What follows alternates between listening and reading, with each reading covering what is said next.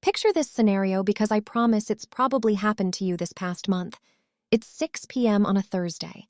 You've just wrapped up a grueling 50-hour week. You're physically in your car or on the train, but your brain feels like mush. Driving home, the thought of cooking dinner is about as appealing as climbing a mountain. So, like most of us, you pull up a delivery app. You order sushi, tacos, or a burger combo that costs you $50 after tip.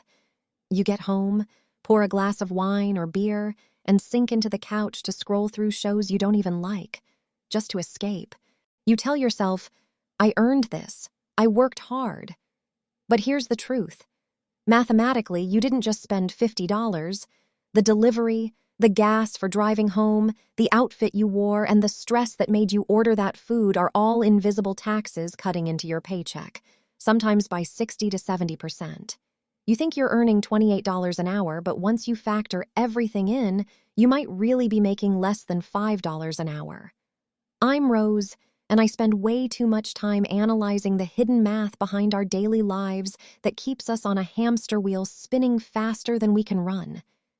If you've ever looked at your paycheck and wondered where it all goes, or feel like you're working harder than ever but your savings never grow, hit subscribe and like this video. Today, we're not talking stocks or crypto. We're talking about an accounting trick, one you're committing on yourself every day by accepting jobs without doing the real math. We're going to calculate your real hourly wage, and I warn you, the number might shock you. Here's the lie we're all told right after graduation. Your value equals your annual salary. $58,000 a year? That sounds like $28 per hour. Respectable, right? Enough to live, theoretically, but companies know that revenue without expenses means bankruptcy. If a coffee shop sells $1 million worth of lattes but spends $1 million on rent, beans, and payroll, worth zero. But for our own labor, we only look at the salary. We ignore the cost of selling ourselves, our energy, time, and health. Let's audit a typical worker. Meet Lisa. She earns $28 per hour. But before that money hits her account, Uncle Sam takes his cut, federal, state, and Social Security. That $28 becomes $21. Now subtract the cost of showing up. Lisa drives 35 minutes each way to work. Gas, car maintenance, insurance. That's roughly $3,500 a year. She also buys professional outfits, dry cleaning, and keeps a tidy look. Another $1,500. Then there's the convenience tax. Lunch from the cafe a few times a week, $4 coffee for her mid-afternoon slump, a dog walker because she's gone all day, expenses that wouldn't exist if she weren't working. Finally, the decompression costs. This is the Friday night drinks, the impulse online shopping, the weekend getaway to recharge, the therapy session, money spent just to heal the stress of the job. Add it all up, Lisa isn't taking home $58,000. She's closer to $32,000 real net income. But wait, we're only halfway through. Wage equals money divided by time, and time is underestimated. HR says Lisa works 40 hours, but her day is longer. Wake up at 6:30 a.m. to shower and dress. Drive 35 minutes, 1 hour lunch, drive home, 30 minutes decompressing, checking emails, thinking about work. Add it up. She's putting in 55 to 60 hours a week. Let's do the math. $32,000 divided by approximately 2,900 hours per year equals roughly $11 per hour. Suddenly, Lisa's $28 per hour job isn't so impressive. In high-stress cities with long commutes, this number drops to less than minimum wage. Here's the brutal truth.